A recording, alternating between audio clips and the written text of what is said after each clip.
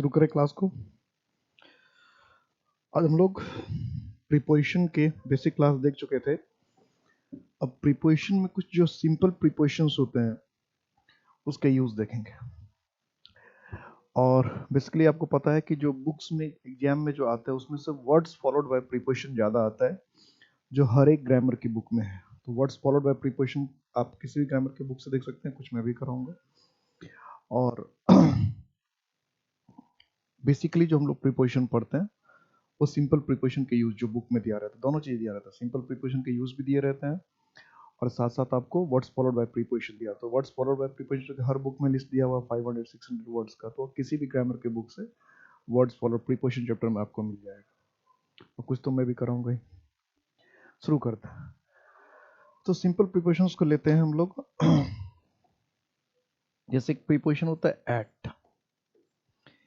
Preposition को शुरू करने से पहले एक बार और आप अच्छी तरह समझ लीजिए कि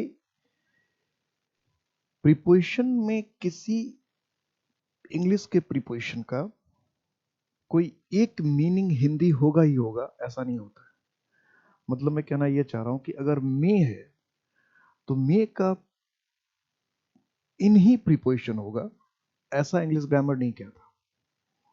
मे है तो मे का इंग्लिश में प्रीपोजिशन इन ही होगा, ऐसा नहीं है। या पर है तो पर का इंग्लिश में प्रीपोजिशन ऑन ही होगा, यानी पर है तो हमें ऑन ही लिखना है, ऐसा कुछ नहीं होता है। या से है तो हमको उसके फ्रॉम ही लिखना है, ऐसा कुछ नहीं होता है। लेकिन बेसिकली कई लोगों के दिमाग में ये रहता है, फिक्स रहता है कि अगर मे है तो इन ही होगा, पर है तो ऑन ही होगा, से है तो फ्रॉम ही होगा। ऐसा नहीं है। अलग अलग सेंटेंसेस में अलग अलग वर्ड के लिए अलग अलग प्रीपोजिशन हो सकता है, इसीलिए आपको वर्ड्स फॉलोड बाय प्रीपोजिशन पढ़ना ही पड़ता है। बिना उसके चारा नहीं है या बिना उसके काम नहीं। जैसे हम एट देखते हैं, तो एट का अलग अलग सेंटेंस में अलग अलग मीनिंग हो सकता है। जैसे कभी कभी हम एट का इस्तेमाल करते हैं टाइम के लिए, लेकिन एट कैसा टाइम दिखाएगा? एट दिखाता है आपको आवर। आवर का मतलब क्या? जैसे हम कहते हैं 11 बजे, 11 कि 11 बजे मिलना, 10 बजे मिलना, 9 बजे मिलना। अब इसके पहले प्रीपोजिशन लगाना है। क्या एट एग्जाम में ऐसा ही रहता है, I invited to meet me 11 AM। और टाइम अब हिंदी में तो ऐसा भी हो सकता है 11 बजने पर आना, 11 बजने पर आना। लेकिन अब यहाँ पर का इंग्लिश के ऐड हो जा रहा है, 10 बजने पर आना, 11 बजने पर काम, 11 बजने पर यह प्रोग्राम शुरू होगा, 11 बजे ये प्रोग्राम शुरू होगा। तो कुछ लोग पढ़ लिखते हैं, कुछ लोग पढ़ लिखते भी नहीं है। कुछ लोग पढ़ लिखते हैं और कुछ लोग पढ़ लिखते भी नहीं है। दोनों तरह से बात बनती है, दोनों तरह से काम चलता है। तो इस बात का आपको ध्यान रखना पड़ेगा कि एट का इस्तेमाल जब हम करते हैं तो टाइम, और टाइम में आवर, टाइम में फिर डे भी है, डेट भी है, उसको मंथ भी है, ईयर भी, उसके लिए अलग अलग प्रीपोजिशन है। एट 11 AM कहा आपने या एट 2 PM कहा। जैसे एवरी नाइट की अगर हम बात करते हैं, एवरी नाइट, तो हम लोग एट ही लगाते हैं, ध्यान रखना, नाइट के साथ हम एट ही लगाते हैं। एट नाइट जैसे कहते हैं कि हर रात वो देर से आता है, तो इन द नाइट नहीं लिखेंगे, क्या लिखेंगे? He comes late at night. तो नाइट के साथ जो हमारा प्रीपोजिशन है वो एट ही। एट नाइट का मतलब हो जाता है एवरी नाइट। अगर एट नाइट हम कहना चाह रहे हैं तो एट नाइट का मतलब है एवरी नाइट। ठीक है, एट नाइट, और एट के बाद फिर नाइट में दबी नहीं लगाते, एट नाइट। आपको बता भी रखा था कि लॉन्गर पार्ट जो होते हैं उसमें दा लगाते हैं, in the morning, in the evening, in the afternoon, article chapter में। He comes late at night, रात में वो देर से आता है। इसके अलावा एट का इस्तेमाल हम लोग किसी चीज के नजदीक के लिए करते हैं, किसी चीज के नजदीक के लिए। जैसे मैं कह रहा हूं कि मैं इस व्हाइट बोर्ड के नजदीक खड़ा हूं, मैं इस व्हाइट बोर्ड के नजदीक खड़ा हूं, तो नियर का सेंस भी आता है, नियर। जैसे कहा I am standing at the digital board. कि मैं डिजिटल बोर्ड के पास खड़ा हूं, इसके नजदीक करीब खड़ा हूं। या इसलिए आपने ये भी सुना होगा someone is standing at the door, someone is standing at the door, कि कोई दरवाजे पर खड़ा है। अब दरवाजे पर खड़ा है तो उसका मतलब वहां तो फिर पढ़ क्या रहे हम लोग, दरवाजे पर खड़ा है, कोई दरवाजे पर खड़ा है, लेकिन आप ऑन तो नहीं लिख रहे हैं, आप कह रहे कि someone is standing at the door। हम अगर हमको कहना है कि कुर्सियां कुर्सियां जो है टेबल के नजदीक रखी हुई है, कुर्सियां टेबल के नजदीक रखी हुई है, कुर्सियां टेबल के नजदीक रखी हुई हैं, तो क्या हो जाएगा भाई, हो जाएगा the chairs are kept at the table, the chairs are kept at the table। अब हिंदी में तो लोग बोलने वाले ऐसे बोल देंगे, कुर्सी टेबल सजा दो, कुर्सी टेबल लगा दो, कुर्सी टेबल सजा दो, कुर्सी टेबल लगा दो, कुर्सी टेबल को एक साथ रख दो, कुर्सी के पास टेबल रख दो, टेबल के पास कुर्सी रख दो। दोनों चीजें अगर एक दूसरी चीज के आसपास रखा है, करीब रखा, तो आप ऐड का इस्तेमाल कीजिए। तो the chairs are kept at the table, ये लिखा कि a small table is kept at my bed, small table is kept at my bed. आप क्या कहना चाहते हैं, मेरे बेड के नजदीक में एक छोटा सा टेबल है, मेरे बेड के नजदीक में एक छोटा सा टेबल है। A small chair is kept, या there is a small chair at my bed, तो मेरे बेड के नजदीक में बगल में एक छोटा सा टेबल है। एट का इस्तेमाल किसी चीज के अगल बगल आसपास के करीब के लिए, नियर के लिए करते हैं, ठीक है। नेक्स्ट, एट का जो इस्तेमाल है, स्मॉल प्लेसेस, छोटी छोटी जगह जो है उसके साथ भी होता है, लेकिन छोटी जगह के साथ कंडीशन होना चाहिए नेम। अगर नेम है तब, ऐसे ही नहीं, छोटी जगह है और छोटी जगह का नेम है, नाम है, तब। सिर्फ छोटी जगह होने से नहीं है। जैसे मान लो कोई कह रहा कि मैं मुखड़ी नगर में पढ़ाता हूँ, तो मुखड़ी नगर एक छोटा सा प्लेस हुआ, 1-1.5 किलोमीटर 2 किलोमीटर का एरिया होगा, छोटा सा प्लेस हुआ, तो आप कहेंगे I teach at Mukherjee Nagar. भले आपने हिंदी में कहा कि मैं मुखर्जी नगर में पढ़ाता हूँ हिंदी में आपने कहा कि मैं मुखर्जी नगर में पढ़ाता हूँ, मैं कहा, देखिए पर की जगह भी एट आ गया, मे की जगह भी अब एट आ रहा है। इसलिए मैंने कहा था कि किसी वर्ड का, हिंदी के वर्ड का एक प्रीपोजिशन फिक्स करना कि एट है तो मे होगा ही, या ऑन है तो पर होगा ही, ये इंग्लिश ग्रामर के हिसाब से टेक्निकली सही नहीं है। इंग्लिश ग्रामर के हिसाब से टेक्निकली सही नहीं है, इस बात को हमको ध्यान रखना पड़ेगा, ठीक है। इस बात पर ध्यान रखेंगे। तो कोई भी छोटी जगह जो है उसका नाम होना चाहिए, नाम होना चाहिए। नाम अगर नहीं तो फिर इन आ जाता है छोटी जगह में, ठीक है। अगर छोटी ही जगह है लेकिन नाम नहीं है तो फिर इन आ सकता है, जैसे ही is in his village.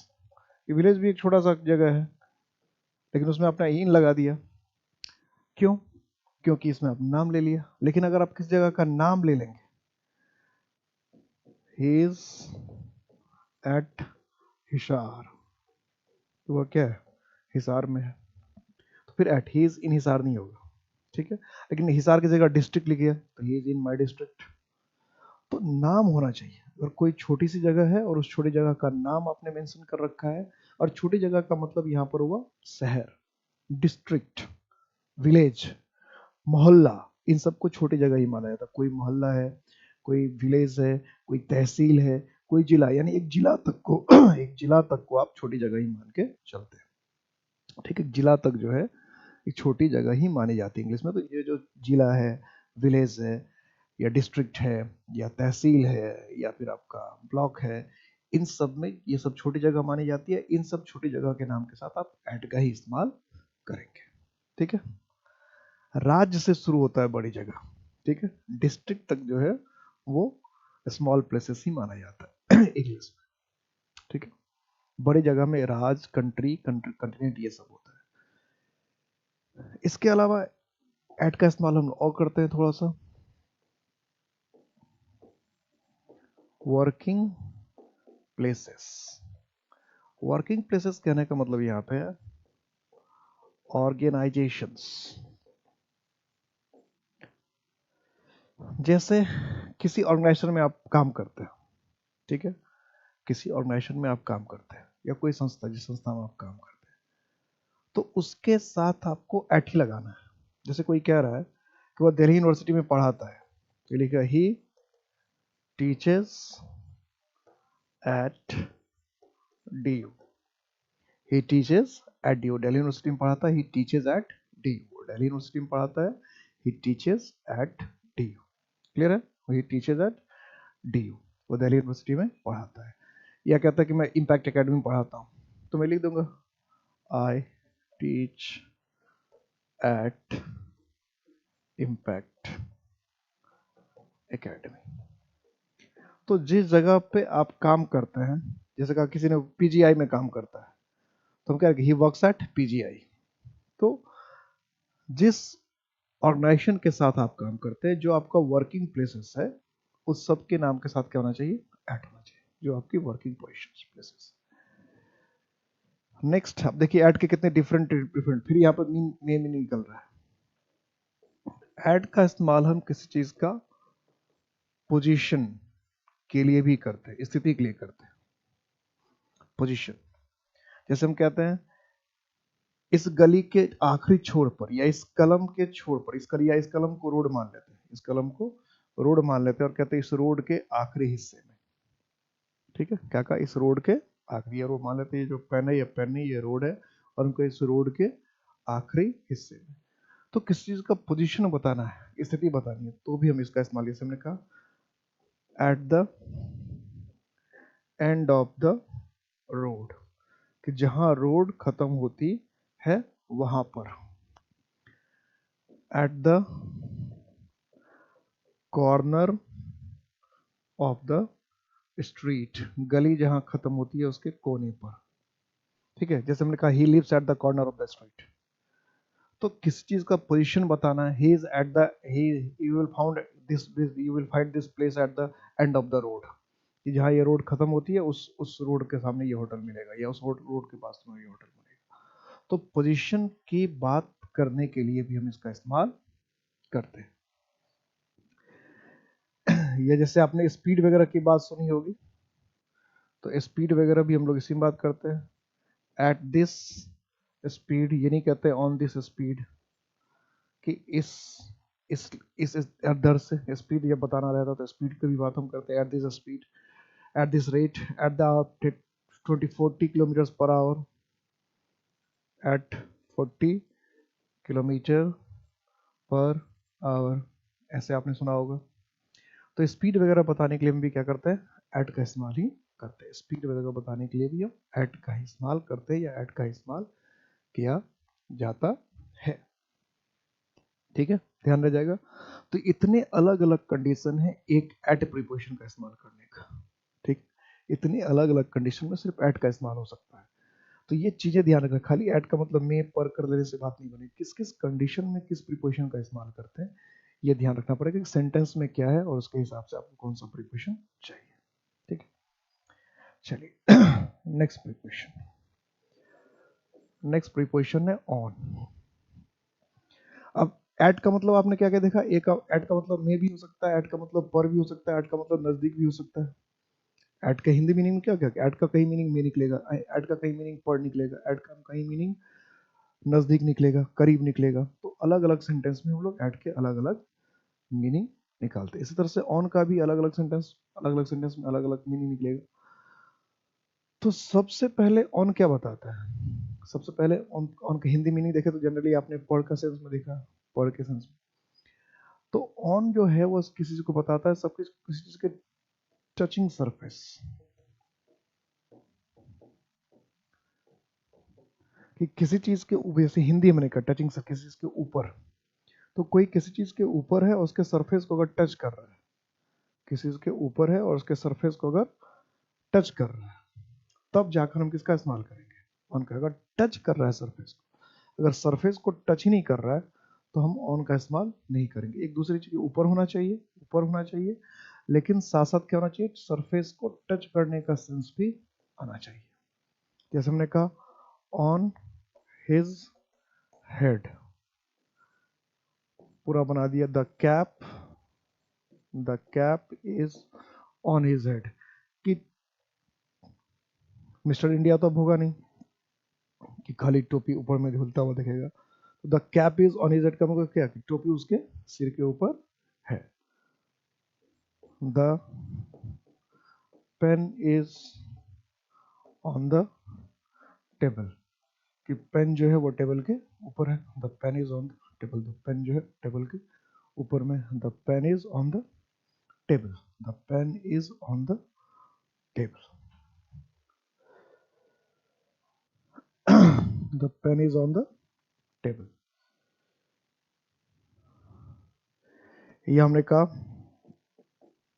The book is on the bench, कुछ भी लिख दिया किसी चीज के ऊपर तो पढ़ बताता है किसी चीज की सरफेस को टच करते हुए इस्तेमाल हुआ। इसके अलावा इसका इस्तेमाल हम लोग डेट और डे के लिए भी करते हैं, यानी टाइम भी बताता है ये। अब डिफरेंस देखिए, टाइम के लिए हमने एट का इस्तेमाल भी किया, टाइम के लिए हमने एट का इस्तेमाल भी किया, टाइम के लिए एट का भी इस्तेमाल हुआ, लेकिन वो टाइम क्या टाइम बताता, आवर, 10 बजे 11 बजे 12 बजे आवर बता रहा था। फिर टाइम के लिए हम ऑन का भी इस्तेमाल करते हैं, टाइम के लिए हम ऑन का भी इस्तेमाल करते हैं, लेकिन ये क्या बता रहा है, ऑन क्या बता रहा है, तो ऑन बता रहा है हमारा डे और डेट। जैसे हमने कहा ही कम्स ऑन मंडे, तो मंडे क्या हो गया, डेट हो गया, मंडे डेट हो गया, तो डेट हो गया, तो डेट के लिए हमने क्या इस्तेमाल किया, ऑन। डेट के लिए क्या इस्तेमाल करना है, ऑन। ठीक है, जो भी मंडे हो, ट्यूसडे हो, सैटरडे हो, संडे हो, डे है तो ऑन का इस्तेमाल करना है। ठीक, या फिर डेट है तो डेट भी बताते हैं, जैसे हम कहते हैं 10 तारीख को ही केम ऑन 10th अप्रैल। ठीक है, तो अब ये 10th हो गया, अब अप्रैल के हिसाब से ले गया, ये डेट आ गया पहले तो डेट पहले आया तो हमको ऑन 10th ऑफ अप्रैल लिखना है, ऑन 10th अप्रैल। और इसको पढ़ते समय पढ़ते हैं on the 10th of April, पढ़ते समय थोड़ा सा अलग तरीके से पढ़ते हैं, ऑन द पहले पढ़ना होता है, 10th ऑफ अप्रैल, ये नहीं कि सीधा जैसा लिखा वैसे पढ़ते ऑन 10th अप्रैल। पढ़ते समय इंग्लिश ग्रामर कहता है इसको ठीक से पढ़िए, और कैसे पढ़िए, ऑन द, ऑफ नहीं लिखा फिर भी आपको ऑफ पढ़ना पड़ेगा पढ़ते वक्त, ऑन द 10th, ये पढ़ने का रूल है, ये सब इंग्लिश में स्पोकन के रूल में ये सब रूल कभी कभी आता है या जब स्पोकन करते हैं या रिटर्न करते हैं तो उस समय इस बात पर हम लोग डिस्कस करते हैं। On the 10th of April, on the 10th, बोलते समय on the 10th of April बोलना है, बोलते समय on the 10th of April. और आपको एग्जाम में जानबूझ कर करेगा यहाँ अप्रैल भी या डेट भी लिखा है तो इसको खाली जगह कर देगा, तो कई बच्चे उसमें क्या करते हैं, इन करके आ जाते हैं, तो यहाँ डेट पहले है तो इसका क्या है, ऑन के हिसाब से चलेगा, ऑन के हिसाब से बढ़ते हैं। तो ये डे और डेट बताने के लिए हम क्या करते हैं, ऑन का इस्तेमाल करते हैं, डे और डेट बनाने के लिए। नेक्स्ट, ऑन का इस्तेमाल हम लोग और कहाँ करते हैं, तो ऑन का इस्तेमाल किसी चीज के नजदीक या किनारे बताने के लिए भी करते हैं। नजदीक, किनारा, किनारा का सेंस ज्यादा रहता है यहाँ, किनारा, नजदीक कहने का मतलब यहाँ किनारा। ठीक है, किसी चीज के किनारे, किसी चीज का किनारे, नजदीक कहने का सेंस ये है। जैसे हम कहते हैं on the bank of the river, जैसे हमने कहा था Patna is situated on the bank of the Ganga, तो on the bank of the Ganga का ये तो मतलब नहीं कि गंगा नदी है ये और नदी का ये तट है तो बस इस तट के ऊपर ही स्थित है, ऐसा तो नहीं है। तो कोई शहर किसी तट के स्थित है इसका मतलब ये तट बहुत लंबा दूर तक फैला होगा, 1 किलोमीटर 2 किलोमीटर अंदर, 3 किलोमीटर 4 किलोमीटर अंदर तक होगा, लेकिन 3 किलोमीटर अंदर उसका किनारा बैंक तो नहीं है। बैंक तो सिर्फ क्या होता है, नजदीक होता है, जो जैसे ये नदी बह रही है तो ये बस उसका ये किनारा हो गया, तुरंत जो पानी से टच करता है किनारा तो वही होगा ना। लेकिन उसी किनारे पर शहर बसा होगा ऐसा तो नहीं है, शहर तो हो सकता है 500 मीटर अंदर से, 1 किलोमीटर अंदर से दूर तक बसा हो। तो कभी कभी ऑन का मतलब होता है किसी चीज के किनारे, बगल में, पास, लेकिन हिंदी मीनिंग होता है ऑन ही। तो on the bank of the river, ये हम कहते हैं on the edge of the jungle. तो on the edge of the jungle का है, इसका मतलब क्या है? जंगल के किनारे, जहां जंगल खत्म होती थी उसके आसपास। On the edge of the jungle, जंगल के किनारे, जंगल के नजदीक, जंगल के आसपास। On the edge of the field, खेत के आसपास, खेत के किनारे के नजदीक। तो किसी चीज का किनारा नजदीक कहना है तो भी ऑन का इस्तेमाल करते हैं, किसी चीज के आसपास। यानी एक तरह से ऑन का मतलब यहाँ वो आसपास, नजदीक, करीब या आसपास, किसी चीज के नजदीक, किसी चीज के किनारे, आसपास। और यहां आप ऐसा भी सोच सकते हैं कि कोई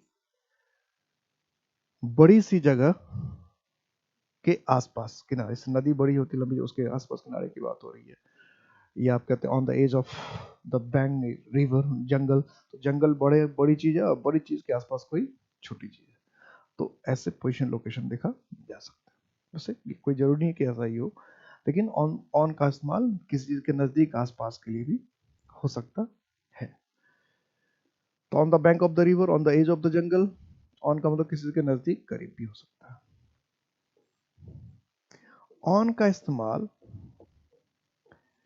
इंक्लूडेड के सेंस में भी होता है, शामिल, पार्ट, पार्ट ऑफ, किसी चीज का हिस्सा। ऑन का इस्तेमाल जो है किसी चीज के हिस्से के रूप में भी हम लोग चर्चा करते हैं। किसी चीज का हिस्सा, किसी चीज का पार्ट, किसी चीज के पार्ट या हिस्से के रूप में भी ऑन का इस्तेमाल होता है। जैसे ये तो कई बार एग्जाम में पूछ चुका है, लिख देगा ऑन द लिस्ट। तो ऑन द लिस्ट, जैसे this is on the list या दिस इज लिस्ट, खाली छोड़ दिया, ऑन की जगह को खाली छोड़ दिया। और ऑप्शन में भरने को मिला, इन भी दे देगा, ऑन भी देखेगा। तो मैक्सिमम लोग क्या करके आ जाते हैं? इन करके आ जाते हैं। उनको लगता है हिंदी मीनिंग के हिसाब से चलते हैं, लिस्ट में, और मे का इंग्लिश क्या सूट करेगा? इन सूट करेगा, तो वो इन अपना लिखकर आ जाता है। लेकिन किसी का हिस्सा, किसी खास करके किसी समूह का हिस्सा, तो किसी समूह का हिस्सा अगर आप बताना चाहते हैं तो ऑन अच्छा वर्ड है, ठीक है। तो ऑन द लिस्ट का मतलब वो लिस्ट में सही से, he is not on the list, I am on the merit list, I am not on the merit list. तो अगर हम कह रहे हैं this item is not on the merit list, या this item is not on the list, इसका मतलब वो लिस्ट का पार्ट नहीं है, लिस्ट का हिस्सा नहीं है। या आई am not on the list, तो मैं इस लिस्ट पे नहीं हुआ, इस लिस्ट का पार्ट में नहीं हुआ, इस लिस्ट का मैं हिस्सा नहीं हूँ। He is on the selection team, या he is on the team, he is on the team. तो ज्यादातर लोगों को ऑन द टीम से ज्यादा अच्छा लिखने में मन करेगा in the team. He is on the team के बदले क्या लिखने का मन करेगा? ही इज इन द टीम या इन द टीम। तो इन द टीम अगर आपने लिखा तो ज्यादा बेहतर है। ऑन द टीम की तुलना में, ये इन द टीम की तुलना में ऑन द टीम लिखना ज्यादा अच्छा है। On the team, on the committee, on the list, ये ज्यादा बेहतर है। कई बार आ चुका है, कई बार। यहाँ पर ये नहीं है कि जैसे इन द टीम कह रहे तो ये गलत हो जाता है, ऐसा नहीं। इन द टीम भी सही है, या ध्यान रखने, कभी कभी हो जाता है सर इतने लोग तो इन द टीम बोल रहे हैं, इन द टीम भी सही है, उसमें भी कोई गलती नहीं है। लेकिन अगर ऑन द टीम लिखा हुआ है तो उसको काट कर इन द टीम करना सरासर गलत है। इसलिए जानबूझकर एग्जाम में पूछता है। ये समझ में आ रही है बात? कि हम ये कहें हिंदी में कि दरवाजे पर खड़ा है कि दरवाजे के पास खड़ा है, तो इससे कोई फर्क नहीं पड़ता, दोनों एक ही चीज है। तो ऑन और इन दोनों सही होता है। तो अक्सर एग्जाम में क्या करता है कि इन और ऑन है तो आप ऑन करके आ जाइए। ज्यादातर इन और ऑन दोनों देख रहा है तो ऑन ही करके आना है। किसी में शामिल होने का अगर अगर बात हो रही है, तो किसी के हिस्से की अगर बात हो रही है, तो दोनों ऑप्शन में अगर इन भी ऑन तो ऑन करके आइए। और एग्जाम में अगर पहले से सेंटेंस में ऑन ही लिख रखा है, तो ऑन द टीम लिख रखा है, ऑन द कमिटी लिख रखा है, ऑन द बोर्ड लिख रखा है, तो उसको इन करने की जरूरत नहीं है। अगर साफ साफ पता चल रहा है कि ये सेंटेंस कहने का मतलब है किसी का पार्ट या हिस्सा, किसी का पार्ट या हिस्सा, तो फिर ऑन को रहने देना है। तो ये 3 यूज जो है ऑन का, ये बहुत ही खतरनाक है, बहुत ही खतरनाक। इसको एकदम ध्यान में रखना है कि ऑन का मतलब किसी चीज के सरफेस को छूते हुए तो होगा ही हो, किसी चीज को टच करते हुए होगा। ऑन क्या हो सकता है? ऑन का मतलब किसी के आसपास या नजदीक भी हो सकता है। डेट और डे के पहले आपको ऑन का इस्तेमाल करना है, और किसी के पार्ट या हिस्सा के रूप में भी ऑन का इस्तेमाल। ये 4 यूज जो है ऑन का, एकदम दिमाग में बिठा के रखना है। इसके बाद आते हैं इन। इन का इस्तेमाल करने का जो सेंस होता है वो जनरली होता है, ये इन की बात जब हम करें तो ये वॉल्यूम से रिलेटेड होता है। यूं सर समझिए, वॉल्यूम समझते हैं जो तीन तरफ से घिरा हुआ हो, जो किस चीज के अंदर हो, वॉल्यूम तभी होता है। वॉल्यूम होगा तो मतलब 3 डायमेंशन होना चाहिए, या किसी चीज से घिरा हुआ हो। वॉल्यूम कहने का मतलब सराउंडेड, किसी चीज के अंदर, सराउंडेड, घिरा हुआ किसी चीज के अंदर। जैसे मान लो ये कोई सर्कल है, इसके अंदर कोई फील्ड है, उसके अंदर ये जेब है, इसके अंदर। ठीक है, तो ये सेंस है इनका कि कोई चीज है इसके अंदर, यानी ये क्या हो गया, इससे थोड़ा सा बाहर वाले निकला होगा, लेकिन ये तीन तरफ से तो गिर गया, चार तरफ से तो गिर गया। तो ये है इनका कंसेप्ट, किस कोई चीज है किसी चीज के अंदर कर दिया। तो सराउंडेड होना चाहिए, किसी चीज से घिरा हुआ होना चाहिए चारों तरफ। जैसे हमने कहा the pen is in, the pen is in my pocket, is in water. इसका मतलब क्या, पानी के अंदर होगा, चारों तरफ उसके पानी होगा। I am in the room, कि मैं अपने कमरे में हूं। They are in fire, they are in fire, कि वे लोग आग में है या आग से घिरे हुए, चारों तरफ से आग लगी हुई है, इन फायर। तो कोई चीज अगर किसी ऑब्जेक्ट के चारों तरफ है, कोई चीज अगर किसी ऑब्जेक्ट के चारों तरफ है, या कोई चीज किसी चीज के चारों तरफ से घिरी हुई है, या कोई चीज किसी चीज के अगर अंदर है, किसी चीज के अंदर समाया हुआ है, तो फिर आपको इन ही लिखना है। जैसे लिखा we are in the forest, हम लोग जंगल में है, या we are in trouble, we are in depth, कर्जे में है। तो मे के दोनों मीनिंग है। तो अब जैसे वी आर इन डेप्थ, तो डेप्थ कोई चीज नहीं, इसके आप अंदर चले जाएंगे। तो कभी कभी क्या होता है कि लिटरल मीनिंग नहीं होता है, भावार्थ होता है कि हम लोग कर्ज में हैं, हम लोग संकट में हैं, हम लोग समस्या में हैं। तो ये माना जाता है कि समस्या से आप घिरे हुए हैं, चारों तरफ आपकी समस्या है, समस्या से, यानी कि कोई समस्या कोई फिजिकल चीज है, चारों तरफ है, उसके अंदर आप घिर गए हैं। तो एक फिगरेटिव मीनिंग भी, एक शाब्दिक अर्थ के जगह भाव के अर्थ में भी मैंने लगाए, इन लगाया जाता है। जैसे हमने लिख दिया वी आर इन ट्रबल, कि हम लोग समस्या में है। वी आर इन क्राइसिस, कि हम लोग क्राइसिस में, संकट में है। वी आर इन डेप्ट, हम लोग कर्जे में। तो कभी कभी क्या होता है, सारांश ये भावार्थ होता है, शब्दार्थ नहीं होता है, भावार्थ होता है। भाव हम लोग लेते हैं, शब्द का को नहीं लेते हैं। एक तो ये यूज हो गया। दूसरा इसका हो सकता है बिग प्लेसेस। और बिग प्लेसेस का यहाँ मतलब क्या होता है, जैसे स्टेट्स है, कंट्रीज है, कॉन्टिनेंट्स है, ये सब एटसेट्रा। बिग प्लेसेस का मतलब ये, जैसे इन इंडिया, या in UP, in Asia, in Asia. तो कोई कंट्री हो, कोई कॉन्टिनेंट हो, कोई स्टेट हो, इस तरह से कोई बड़ी जगह हो, तो उसमें आप इनका इस्तेमाल करते हैं। यानी छोटे छोटे डिस्ट्रिक्ट तब तो है, तहसील है, गांव है, शहर है, इन सब के साथ एट, और राज्य है, देश है, और महादेश है, तो इन सब के साथ इनका इस्तेमाल करना, ये ध्यान रखना है। इसके बाद दूसरा ध्यान रखना है इसमें, जो अभी थोड़ी देर पहले बात किया था, small places without a name, कि छोटी छोटी जगह है और नाम ने उसका आपने लिखा ही नहीं। तो छोटी जगह में दो कंडीशन हो गया है। छोटी जगह में एक कंडीशन हो गया कि छोटी जगह है लेकिन उसका नाम लिखा हुआ है। तो छोटी जगह है और नाम लिखा हुआ है, नाम के साथ छोटी जगह, तो ऐड का इस्तेमाल करना है। और छोटी जगह है और नाम लिखा हुआ नहीं है, छोटी जगह है और नाम लिखा हुआ नहीं है, तो फिर हम क्या लिखेंगे, इन लिखेंगे। जैसे लिखा he is in his village, I am in my district या आई एम इन माई ब्लॉक, कुछ भी लिख दी। आई एम इन माई तहसील, मैं अपने तहसील में हूँ। तो जो छोटी छोटी जगह है और नाम तहसील का नहीं लिख रहे हैं आप, नाम गांव का नहीं लिख रहे हैं, नाम डिस्ट्रिक्ट का आप नहीं लिख रहे हैं, तो स्मॉल प्लेसेस है और नाम आप उसका लिख नहीं रहे हैं, तो फिर आप इनका इस्तेमाल कर सकते हैं, कोई दिक्कत नहीं है। ठीक है। अब कह रहे college, I am in college, I am in college. यहाँ एक चीज ध्यान रखना है, बहुत इंपॉर्टेंट चीज है, एट और इन को ध्यान में रखते हुए कि जैसे कभी कभी क्या होता है पढ़ने लिखने के लिए, काम के लिए, पढ़ने लिखने या किसी काम के लिए, जो इंग्लिश का तरीका वो ये है कि वो एट का इस्तेमाल करता है। जैसे क्या लिखा, एट स्कूल, जब मैं स्कूल में था। एट कॉलेज, जब मैं कॉलेज में पढ़ता था। एट हॉस्टल, जब मैं हॉस्टल में रहता था। आपने लिखा एट यूनिवर्सिटी, जब मैं यूनिवर्सिटी में पढ़ता था।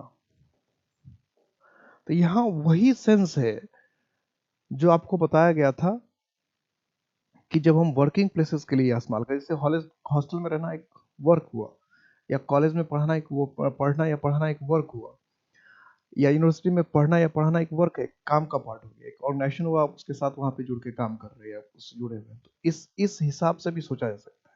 वहां पर एन इन नहीं होता, कभी ध्यान रखें, ये कई बार common example, when I was in my school और when I was at my school, जब मैं स्कूल में पढ़ता था। तो जब मैं स्कूल में पढ़ता था कहने का सेंस अगर लिख रहे हैं तो आपको यही लिखना है कि when I was at school. अगर कहीं हम लिखते हैं इन स्कूल, या ध्यान देना when I was in school, when I was in school, sentence लिखते भी जाए, मैं तो नहीं लिख रहा हूँ तो आप लोग लिखते भी जाएंगे, ऐसे नहीं कि आप लोग कैसे, आप हिंदी मीनिंग के साथ भी लिखते जाए, तब बात क्लियर होगा। यदि खाली सुन रहे हैं हिंदी मीनिंग के साथ नहीं। When I was in school का मतलब हो जाएगा कि जब मैं स्कूल के कैंपस में था, पढ़ने के लिए गए थे ऐसी बात नहीं, जब आप स्कूल के कैंपस में कहीं थे। When I was in hostel, तो when I was in hostel का मतलब हो सकता है किससे मिलने गए थे, हॉस्टल के कैंपस में थे, बम फट गया वहां पे, किसी ने आपको पीट दिया। तो when I was in hostel कह रहे हैं, इसका मतलब आप ये नहीं कहना चाहते जब मैं हॉस्टल में रहता था। आप when I was in hostel कह रहे हैं, इसका मतलब जब वो हॉस्टल के परिधि में आप थे, परिसर में आप थे। When I was in college कहना चाह रहे हैं, इसका मतलब जो कॉलेज की बिल्डिंग थी, उस बिल्डिंग में, कॉलेज में कहीं आप आसपास थे, कॉलेज में आप पढ़ नहीं रहे थे। तो when I was at college कह रहे हैं, इसका मतलब आप कहना चाह रहे हैं जब मैं कॉलेज में पढ़ता था। ठीक है। व्हेन आई वाज स्कूल कहना, एट स्कूल कहना चाह, इसका मतलब जब मैं स्कूल में पढ़ता था। When I was eight hostel का मतलब जब मैं हॉस्टल में रहता था। और when I was in hostel कहना चाहिए, when I was in hostel, तो इसका मतलब है कि आप हॉस्टल के कैंपस में थे, रहने वाली बात नहीं थी, और उस समय बम फूट गया या किसी ने आपको पीट दिया, किसी से झगड़ा हो गया, कुछ हो गया, कोई हो सकता है ना, कोई कॉलेज है उसके, उससे आप गुजर रहे थे, कोई यूनिवर्सिटी आप उससे गुजर रहे थे और वहाँ कुछ घटना घट गई। तो ये चीज बताना अगर है कि बस मैं यूनिवर्सिटी के, कॉलेज के, स्कूल के कैंपस में था, पढ़ाई लिखाई से मेरा कोई लेना देना नहीं था, तब आप इन ही लिखेंगे। ठीक है। जैसे हम लिखते हैं एट सिनेमा हॉल, तो एट सिनेमा हॉल कोई लिख रहा है, इसका मतलब क्या कि सिनेमा हॉल में वो सिनेमा देख रहा था, when I was eight cinema hall, या एट द सिनेमा हॉल, कि जब मैं सिनेमा हॉल में था। तो एट द सिनेमा हॉल लिख रहे हैं, तो इसका मतलब मैं सिनेमा हॉल में सिनेमा ही देख रहा था। और इन द सिनेमा हॉल कर रहे हैं, इसका मतलब आप सिनेमा हॉल के अंदर थे, लेकिन आप मारपीट करने गए थे किसी से, किसी को बचाने गए थे, किसी को बुलाने गए थे, पता नहीं क्या था। लेकिन व्हेन आई वाज मूवी देख, आप कह रहे कि मैं जब सिनेमा हॉल में मूवी देख रहा था, तो आपको एट सिनेमा हॉल लिखना चाहिए। ठीक है। जब मैं होटल में खाना खा रहा था, तो at the hotel, in the hotel नहीं लिखना चाहिए, एट द होटल, कि जब मैं होटल में खाना खा रहा था। आप कह रहे when I was in the hotel, तो when I was in the hotel कह रहे हैं, इसका मतलब होटल के कैंपस में थे, अब क्या करने गए थे पता नहीं, तो होटल है तो अगर मतलब रह ही रहे थे होटल में, या होटल में खाने ही गए थे, तो ये दिखाने के लिए कि मैं होटल में रह रहा था या मैं होटल में खाना खा रहा था, ये चीज शो करने के लिए आपको एट लिखना पड़ेगा। When I was hotel, I was, when I was living at hotel, या when I was dining at hotel, इसका मतलब जब खा रहे थे या रह रहे थे तब एट। और ऐसे ही मान लो कोई धमाका हो गया, कुछ हो गया, बारिश हो गया, आप होटल के प्रीमिस में जाकर आप खड़े हो गए, तो वहां पे इन होटल लिखना है। ठीक है। इस बात का ध्यान रखना है, बहुत बारीक चीज है, इसका ध्यान रखना है, एकदम ठंडे दिमाग से ध्यान रखना है। एट और इन मतलब ये है कि जो जो वर्किंग प्लेसेस है, जहाँ जिस जो बिल्डिंग है उसी के मकसद से आप गए हैं, तो आप वहां पर एट ही लिखे, तो इंग्लिश ज्यादा बेहतर मानता है। तो इन की बात कर रहे थे हम लोग। इनमें हमने क्या क्या देखा कि इन किसी से घिरे हुए हैं, कोई चीज के चारों तरफ से आप घिरे हुए हैं, तो इनका इस्तेमाल कर सकते हैं। स्मॉल प्लेसेस है, विदाउट नेम है, तो आप इनका इस्तेमाल कर सकते हैं। कंट्रीज है, कॉन्टिनेंट्स है, स्टेट्स है, तो उसमें आप इनका इस्तेमाल कर सकते हैं। इसके अलावा अगर अगर मंथ्स है या ईयर्स है या डिकेड्स है,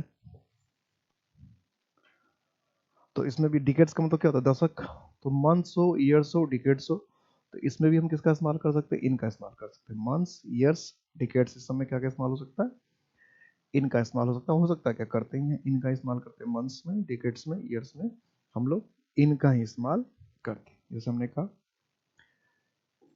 ही केम इन जनवरी या in 1947 या in 1990s।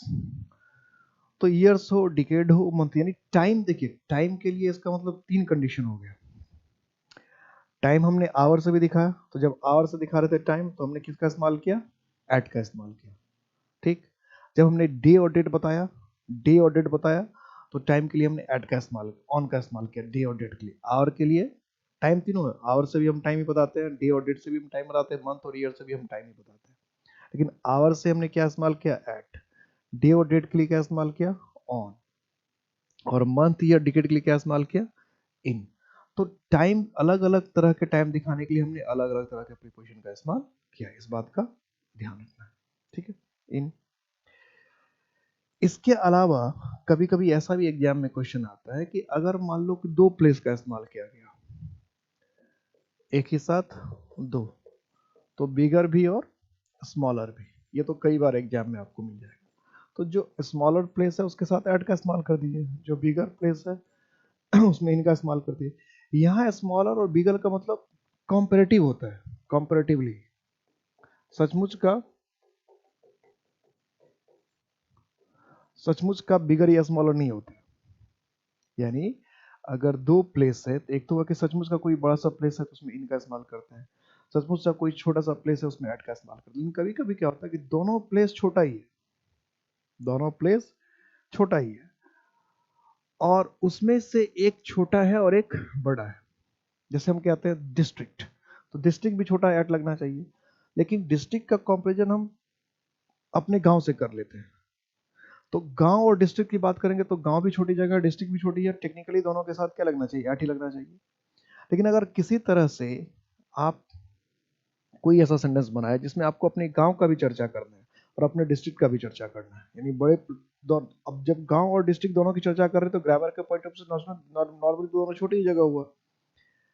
लेकिन जब सेंटेंस बनाने लगेंगे तो चूंकि कॉम्परेटिव देखेंगे कि गांव और जिला में छोटा कौन सा है, गांव और जिला में छोटा कौन सा है, तो जो कॉम्परेटिवली छोटा होगा उसके साथ ऐड का इस्तेमाल करेंगे, और जो थोड़ा सा विशाल होगा, बिगर होगा, उसके साथ इनका इस्तेमाल करेंगे। जैसे हमने लिखा he lives at, कोई भी गांव का नाम लिख दें, कोई क्या लिख दे, मैं कोई भी गांव का नाम लिख देता हूँ, तो मुझे किसी गांव का नाम याद ही नहीं रहा। चलिए कैसे इन गांव का नाम बना देते हैं। he lives at रामपुर इन हिसार, आप ही का नाम ले लेते हैं किसी का, हिसार, रोहतक, जो भी करना, पटना, दिल्ली, कुछ भी कर दिया। ही लिव्स एट रामपुर, के राम बोल, रामपुर एक गांव हो गया या तहसील हो गया या ब्लॉक हो गया, और हिसार क्या हो गया, जिला हो गया, डिस्ट्रिक्ट हो गया। तो आपने क्या कर लिया, डिस्ट्रिक्ट में इन लगा दिया, और रामपुर जो विलेज था या ब्लॉक था, कुछ भी मान लेते हैं आप, अपना जो भी है अपनी जगह लिख लीजिएगा, अपने गली का नाम लिख लीजिएगा, अपने मोहल्ले का नाम लिख लीजिएगा, अपने गाँव का नाम लिख लीजिएगा, जो भी लिखना है लिख लीजिए। तो कंपैरेटिवली एक छोटी जगह और एक बड़ी जगह हो, कंपैरेटिवली बात हो रही है, यानी दो जगह लिखा हुआ हो और उस दो जगह में से एक छोटी जगह और एक बड़ी जगह कंपैरिजन में, तो जो छोटी जगह है उसके साथ एट, और जो उससे बड़ी जगह है उसके साथ इन। कोई मुश्किल वाला काम नहीं है। ठीक है, ध्यान रखना है इसको। इसके अलावा एक, ये सारे जो है इसको बहुत ध्यान रखना है इनटू बार बार पूछा जाता है, ये एट, ऑन, इन, इनटू, ये सब बार बार पूछे जाने वाले प्रीपोजिशन है, बार बार अक्सर पूछे जाने वाले हैं। अब इनटू की बात करते हैं। तो इनटू का इस्तेमाल हम तब करते हैं जब सबसे पहले तो हमें ये दिखाना पड़ता है मोशन। मोशन के साथ, मूवमेंट के साथ अगर कोई एंट्री होती है या कोई कहीं पे इंटर करता है एक जगह से दूसरी जगह, तो मोशन के साथ, मूवमेंट के साथ, तो हम इनटू का इस्तेमाल करते हैं। जैसे लिखा, he ran into the room. He ran into the room का मतलब है कि रूम के बाहर था और दौड़कर कमरे में चला गया। रूम के बाहर था और दौड़ते हुए कमरे के अंदर चला गया। यहाँ ध्यान रखना, अगर हम ये कहते हैं he is running in the room, तो he is running in the room का मतलब है कि वो रूम में ही दौड़ रहा है, रूम के अंदर ही दौड़ रहा है। कहते हैं he is running in the field, he is running in the field क्या है, इसका मतलब फील्ड के अंदर ही दौड़ रहा है, फील्ड के अंदर ही दौड़ रहा है। और ही रैन इनटू द फील्ड, इसका मतलब था फील्ड के बाहर था और दौड़कर फील्ड में चला गया। तो आगे बात, तो he is running in the room इसका मतलब रूम के अंदर ही दौड़ रहा था, और ही रैन इनटू द रूम इसका मतलब रूम के बाहर था, दौड़ के रूम में चला गया। He is running in the class, इसका मतलब क्लास में ही चल रहा था। He walked into the field, तो he walked into the field का इसका मतलब चलकर फील्ड के अंदर चला गया। He is walking in the field, he is walking in the field का मतलब फील्ड के अंदर ही टहल रहा था। तो ये आपको देखना है कि बात क्या है, क्या एंट्री कर रहा है एक जगह से दूसरी, एक प्लेस से दूसरी जगह प्लेस में एंट्री हो रही है मोशन के साथ, मूवमेंट के साथ, तब इंटू लिखना है। क्लियर? सिर्फ मूवमेंट है तो इंटू होता है, कुछ लोगों के दिमाग में सिर्फ ये रहता है कि मूवमेंट है तो इंटू है। तो मूवमेंट सिर्फ इंटू नहीं बताता है, एक प्लेस से दूसरे प्लेस में मूवमेंट के साथ एंट्री करते हैं। तो जैसे हमने कहा the frog, the frog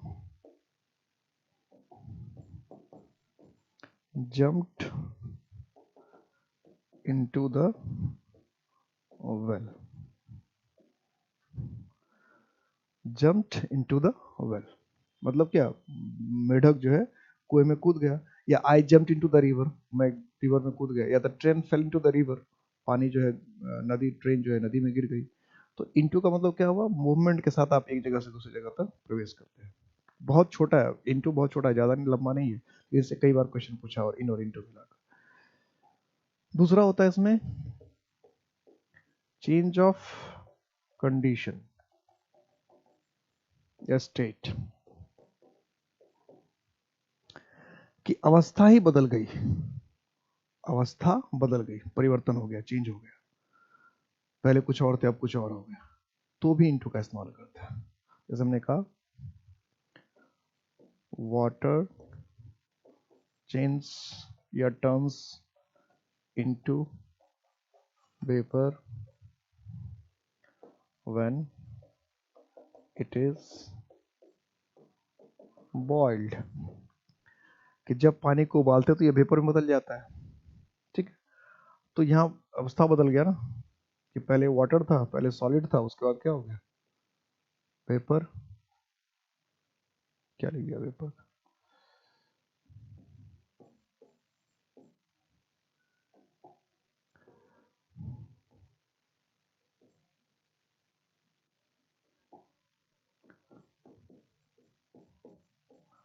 vapour,